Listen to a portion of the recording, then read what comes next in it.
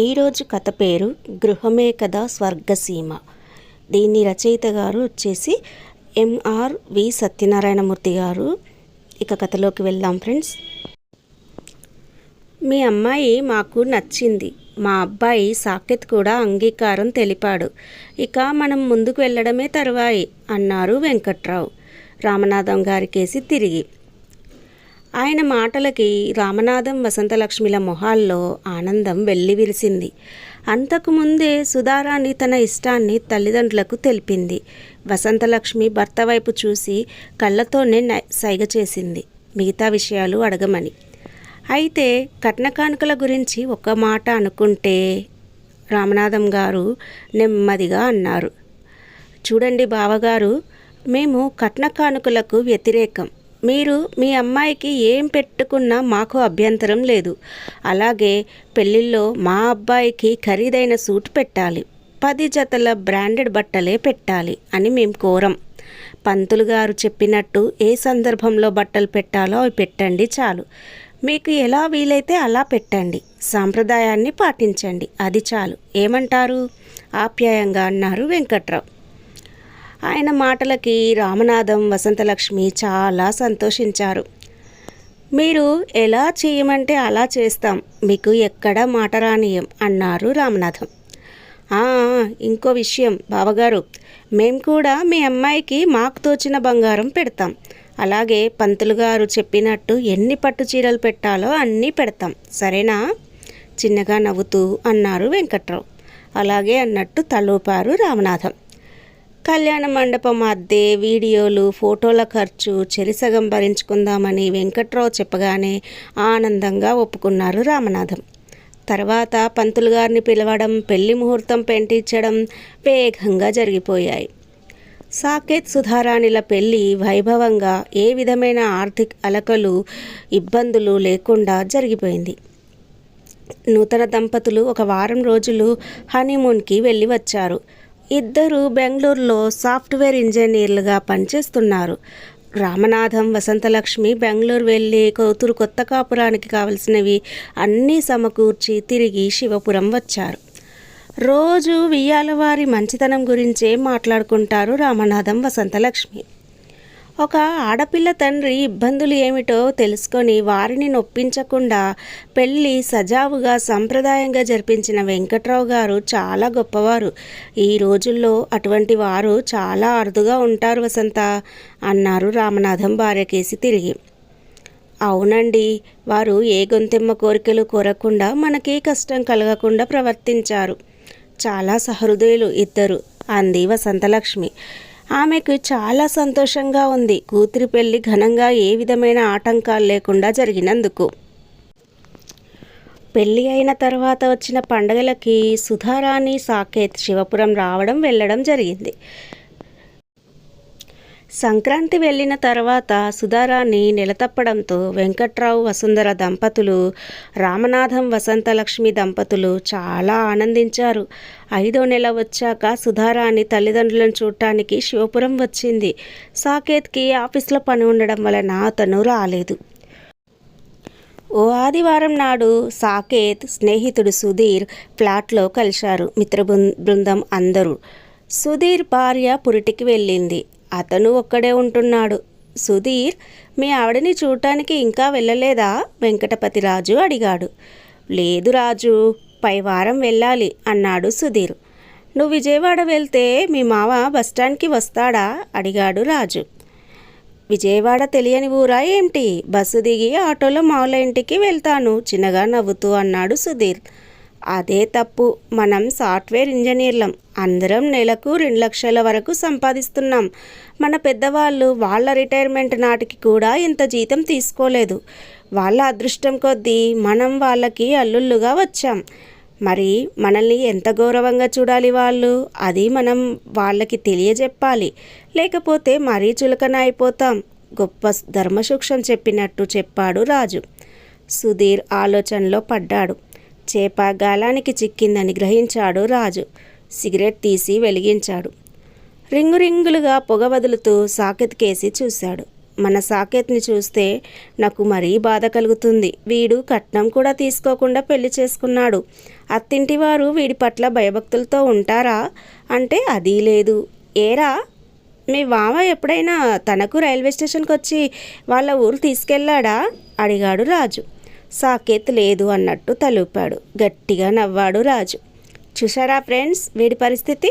వీడు బెంగళూరులో రైలు ఎక్కి తణుకులో దిగి ఆటోనో బస్సో పట్టుకొని వాళ్ళ అత్తగారి ఊరు శివపురం వెళ్ళాలి. వెరీ బ్యాడ్, వెరీ బ్యాడ్ అన్నాడు రాజు. మరోసారి సిగరెట్ గట్టిగా దమ్ములాగి పొగ వదిలాడు. మరి నీ సంగతి ఏమిటి అన్నట్టు అతనికేసి చూశారు సుధీర్, సాకేత్. మీ చూపులకు అర్థం తెలిసింది ఫ్రెండ్స్. నేను ఇక్కడ ఫ్లైట్ ఎక్కి రాజమండ్రిలో దిగేసరికి మా మావ ట్యాక్సీతో ఎయిర్పోర్ట్ దగ్గర రెడీగా ఉంటాడు. అందులో ఎక్కి మా అత్తగారింటికి కొత్తపేట వెళ్తాను. మా మామకి ఖాళీ లేకపోతే మా బావమరిది ట్యాక్సీ తీసుకొని వస్తాడు నన్ను తీసుకెళ్ళడానికి. 5 ఏళ్ల నుంచి అలా మెయింటైన్ చేస్తున్నాను. అది మన స్టైల్. అల్లుడంటే ఆ మాత్రం భయం ఉండాలి మావకి, కళ్ళు ఎగిరేసి మరీ చెప్పాడు రాజు. సుధీర్, సాకేత్ అతనికేసి అలా చూస్తూ ఉండిపోయారు. కొద్దిసేపు అయ్యాక ఆఫీస్ గురించి, క్రికెట్, సినిమాల గురించి కబుర్లు చెప్పుకున్నారు ముగ్గురు. మధ్యాహ్నం హోటల్లో భోజనాలు చేసి ఎవరి ఫ్లాట్కి వాళ్ళు వెళ్ళిపోయారు. ఫ్లాట్కి వచ్చాక సాకేత్ ఆలోచనలో పడ్డాడు. నిజంగా తానంటే అత్తింటి వారికి తగిన గౌరవం లేదా అన్న అనుమానం కలిగింది. మొన్న సంక్రాంతి పండగకి వెళ్ళినప్పుడు తణుకులో రైలు దిగగానే తాను గమనించాడు. చాలామంది తమ బంధువులను రిసీవ్ చేసుకొని ఆటోల్లోనూ టాక్సీల్లోనూ తీసుకెళ్లారు. సుధా చాలా అందంగా ఉంటుంది కాబట్టి తాను ఆమెను బాగా ఇష్టపడి కట్నం వద్దన్నాడని వాళ్ళు అనుకుంటున్నారా అన్న మరో అనుమానం కూడా సాకేత్కి వచ్చింది. ఎందుకో అతని మనసు చాలా చికాగ్గా అయింది. 2 రోజులు గడిచాక మావగారికి ఫోన్ చేశాడు సాకేత్. కుశల ప్రశ్నలు అయ్యాక సుధని వెంటనే తీసుకొచ్చి దిగబెట్టమని చెప్పాడు. రిజర్వేషన్ దొరకాలిగా నెమ్మదిగా అన్నారు రామనాథం. అదేమీ నాకు తెలీదు. రేపు పొద్దున్నకి మీ అమ్మాయి నా ఇంట్లో ఉండాలి అని విసుగ్గా అన్నాడు సాకేత్. అల్లుడు ఏదో జాబ్ టెన్షన్లో ఉన్నాడని భావించారు రామనాథం. అప్పటికప్పుడు ఏసీ బస్సుకి రిజర్వేషన్ చేయించి కూతుర్ని తీసుకొని బెంగళూరు వచ్చారు. సాకేత్ ఆయనతో ముక్తసరిగా మాట్లాడి ఆఫీస్కి వెళ్ళిపోయాడు. ఆ మరునాడు బయలుదేరి శివపురం వచ్చేశారు రామనాథం. సుధారానికి నెలలు నిండాక బెంగళూరు వెళ్లారు రామనాథం, వసంతలక్ష్మి. అప్పుడు కూడా సాకేత్ ముభావంగానే ఉన్నాడు. డెలివరీకి మంచి హాస్పిటల్లో జాయిన్ చేయమని మాత్రం చెప్పాడు. రోజు విడిచి రోజు భార్యకు ఫోన్ చేసేవాడు సాకేత్. అది చూసి రామనాథం కొద్దిగా సంతృప్తి చెందారు. అల్లుడు ఫోన్లో తనతో విసురుగా మాట్లాడిన సంగతి భార్యకి కానీ కూతురికి కానీ చెప్పలేదు ఆయన. రోజులు వేగంగా గడిచిపోయాయి. సుధారానికి నొప్పులు రావడంతో శివపురంలోనే ఉన్న డాక్టర్ కామేశ్వరి హాస్పిటల్లో జాయిన్ చేశారు. పండంటి బాబు పుట్టాడు. వంశోద్ధారకుడు పుట్టాడని వెంకట్రావు, వసుంధర చాలా సంతోషించారు. హైదరాబాద్ నుంచి వచ్చి మనవడిని చూసి వెళ్ళారు. సాకేత్ అంతకుముందుకే వచ్చి కొడుకుని చూసి వెళ్ళాడు. పెద్ద హాస్పిటల్లో కాకుండా చిన్న హాస్పిటల్లో జాయిన్ చేశారని మావగారిని విసుక్కున్నాడు సాకేత్. అప్పుడు వసంతలక్ష్మి ఆయన పక్కనే ఉంది. అల్లుడి ప్రవర్తనకి ఆమె విస్తుపోయింది. మీ దగ్గర డబ్బు లేకపోతే హాస్పిటల్ ఖర్చు నేను పెట్టుకునేవాడినిగా అని సాకేత్ అన్నమాట వారిద్దరిని బాధించింది. బాబుకి 5వ నెల వచ్చాక కూతురిని మనవడిని తీసుకెళ్లి బెంగళూరులో దిగబెట్టి వచ్చారు రామనాథం, వసంతలక్ష్మి. సుధా ఆఫీస్కి సెలవు పెట్టి ఇంటి దగ్గరే ఉండి బాబుని చూసుకుంటోంది. వెంకట్రావు, వసుంధర బెంగళూరు వెళ్ళి నెల్లాళ్ళు ఉండి మనవడితో గడిపి వచ్చారు. బాబుకి 7 ఏడాది నిండింది. సుధారాణి మరలా నిలతప్పింది. అప్పటికే ఆమె ఉద్యోగం మానేసింది భర్త సలహా మీద. 3వ నెల వచ్చాక రామనాథం, వసంతలక్ష్మి బెంగళూరు వెళ్ళి వారం ఉండి వచ్చారు. అప్పుడు కనిపెట్టింది సుధా తన తల్లిదండ్రులతో భర్త సరిగ్గా మాట్లాడటం లేదని. మీరు మా అమ్మ నాన్నలతో సరిగ్గా మాట్లాడలేదు ఎందుకని అడిగింది భర్తని. ఏం మీ వాళ్ళు మీకు కంప్లైంట్ చేశారా? మొహం చిరాగ్గా పెట్టి అన్నాడు సాకేత్. మా వాళ్ళు అటువంటి మనుషులు కారు, నెమ్మదిగా అంది సుధా. అంటే మా వాళ్ళు కంప్లైంట్ నేచర్ ఉన్నవాళ్ళని అర్థమా? వెటకారంగా అన్నాడు సాకేత్. అతని మాటలకి ఆమె చాలా బాధపడింది. నేనిప్పుడు అత్తయ్య మావయ్యల గురించి ఏమీ అనలేదుగా అంది నెమ్మదిగా. భర్త తనతో వాదనకి దిగుతున్నాడని ఆమె గ్రహించింది. చూడు సుధా, నా ఆఫీస్ వర్క్ టెన్షన్ నాకు ఉంటుంది. ఇంటికి వచ్చిన వాళ్ళతో కబుర్లు చెప్తూ కూర్చుంటే ఎలా అన్నాడు లాజిక్గా. సుధారాణి ఇంకా సంభాషణ పెంచకుండా మౌనం వహించింది. వెంకట్రావు వసుంధర వచ్చినప్పుడు ఉదయం సాయంత్రం ఎంతసేపు వాళ్ళతో కబుర్లు చెప్పేవాడో. తనే 1-2 సార్లు మామయ్య గారి భోజనానికి ఆలస్యమవుతోంది, భోజనాలు అయ్యాక మాట్లాడుకోండి అని చెప్పడం గుర్తుకొచ్చింది సుధారానికి. మొత్తానికి ఏదో జరిగింది. అందుకే భర్త ప్రవర్తనలో మార్పు వచ్చిందని గ్రహించింది. మరుసటి నెలలో వంట మనిషిని పెట్టాడు సాకేత్. చూడు సుధా, వంట చేయడానికి మనిషి ఉంది, పని చేయడానికి పని మనిషి ఉంది. నువ్వు బాబుని చూసుకుంటూ నీ ఆరోగ్యం పట్ల జాగ్రత్తగా ఉండు. మనసులో వేరే ఆలోచనలు పెట్టుకోకు అన్నాడు సాకేత్. అలాగే అంది చిన్నగా నవ్వుతూ. కూతురికి 7వ నెల వచ్చాక పురిటికి తీసుకెళ్ళడానికి వచ్చారు రామనాథం, వసంతలక్ష్మి. మీరు సుధని చాలా జాగ్రత్తగా చూసుకోవాలి. మొన్నటిలో కాకుండా టౌన్లో మంచి హాస్పిటల్లో జాయిన్ చేయండి. డబ్బు కావలిస్తే ఫోన్ చేయండి, నేను పంపుతాను అన్నాడు నిష్ఠూరంగా సాకేత్. అలాగే బాబు, నువ్వు చెప్పినట్టే చేస్తాం చాలా నెమ్మదిగా అన్నారు రామనాథం. తండ్రిని ఆ స్థితిలో చూసి చాలా బాధపడింది సుధా. మర్నాడే బయలుదేరి శివపురం వచ్చారు ముగ్గురు. రెగ్యులర్గా డాక్టర్ దగ్గరికి తీసుకువెళ్ళి చెకప్ చేయిస్తున్నారు. 9వ నెల రాగానే డాక్టర్ చెప్పిన డేట్కి 15 రోజుల ముందే తణుకులో పెద్ద నర్సింగ్ హోమ్లో చేర్పించారు. ఇంతకుముందు ఎందుకు నాన్న అని కూతురు అంటే మళ్ళీ అల్లుడికి కోపం వస్తుందమ్మా అన్నారు రామనాథం. కొద్ది రోజులు గడిచాయి. సుధకి ఆడపిల్ల పుట్టింది. అల్లుడికి ఫోన్ చేసి చెప్పారు రామనాథం. సాయంత్రం ఫ్లైట్కి రాజమండ్రి వచ్చి అక్కడి నుంచి ట్యాక్సీలో తణుకు వచ్చాడు సాకేత్. నర్సింగ్ హోమ్ చూసి కొంత సంతృప్తి వ్యక్తం చేశాడు. పాపను చూసి మర్నాడు బెంగళూరు వెళ్ళిపోయాడు. తర్వాత పాప బారసాల రోజున మామగారిని అత్తగారిని అకారణంగా విసుక్కున్నాడు సాకేత్. వసంతలక్ష్మి చెల్లెలు సుహాసిని అక్కగారికి సాయం చేయడానికి రాజమండ్రి నుండి వచ్చింది. సాకేత్ ప్రవర్తన చూసి విస్తుపోయింది. 3 నెలలు అయినా పిల్ల ఒళ్ళు చేయలేదని, అక్కాబావలు చంటి పిల్లని సరిగా చూడడం లేదని సాకేత్ నిష్ఠూరంగా మాట్లాడడం సుహాసినికి విచిత్రంగా అనిపించింది. కొందరు చిన్నపిల్లలు త్వరగా ఒళ్ళు చేస్తారు, మరికొంతమంది ఆలస్యంగా ఒళ్ళు చేస్తారు. ఇంత చిన్న విషయానికి సాకేత్ అలా గొడవ చేయడం సబబు కాదని అనిపించింది. ఆ మాటే అక్కగారితో అంది. నువ్వు ఊరుకోవే బాబు, అతనికి ఈ మధ్యన కోపం ఎక్కువైంది. అతని మాటకి ఎవరు ఎదురు చెప్పినా ఆ కోపం మరింత పెరుగుతుంది. అందుకే మేమేం మాట్లాడడం లేదు అంది చిన్నగా వసంతలక్ష్మి. పెళ్లిలో ఎంత చక్కగా మాట్లాడాడు, ఎంత వందనంగా ఉన్నాడు, ఇప్పుడు ఇలా తయారేమిటి అని వాపోయింది సుహాసిని. కాలచక్రంలో 2 ఏళ్ళు గిర్రున తిరిగాయి. ఒకరోజు వసంతలక్ష్మి చెల్లెలికి ఫోన్ చేసింది.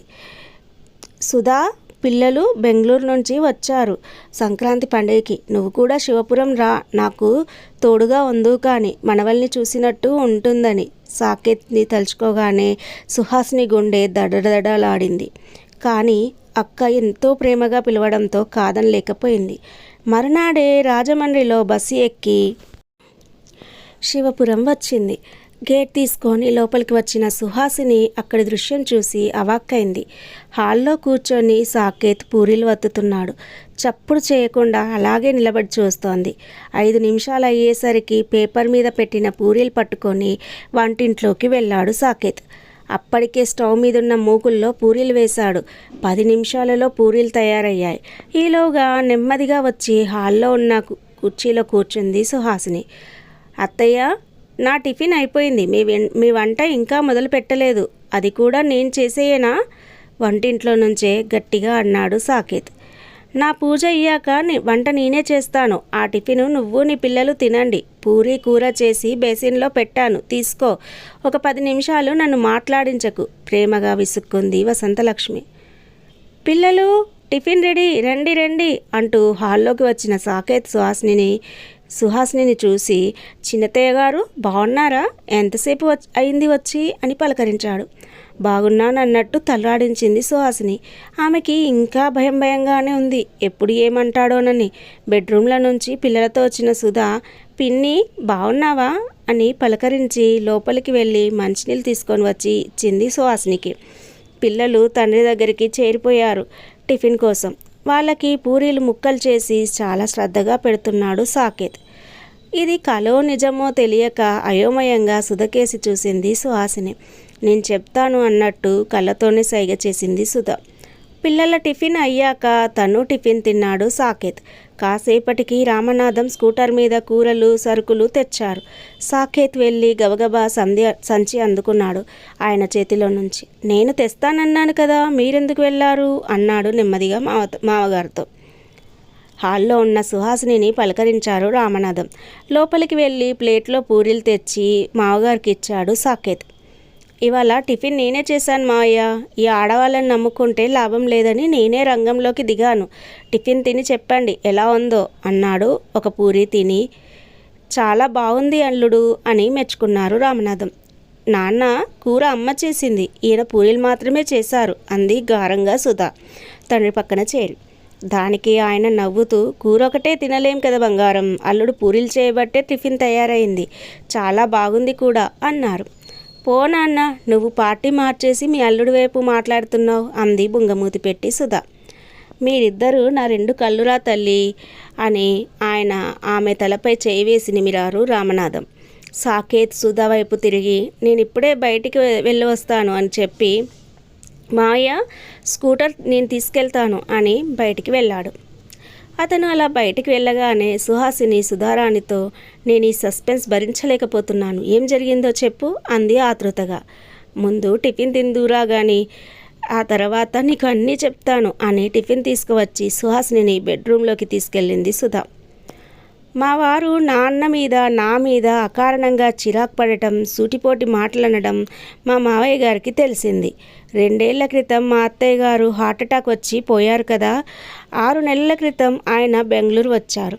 నేను వంటింట్లో ఉన్నాను. టిఫిన్ చేస్తూ మా వారు మావయ్య గారు ఏదో మాట్లాడుకుంటున్నారు. టిఫిన్ తయారయ్యాక ప్లేట్లో పెట్టి తీసుకెళ్ళి ఇవ్వబోతూ నా గురించి ఏదో ప్రస్తావన రావడంతో గది యువతలే ఆగిపోయాను. చూడు సాకేత్, కోడలు అంటే మన ఇంటి దేవత కింద లెక్క.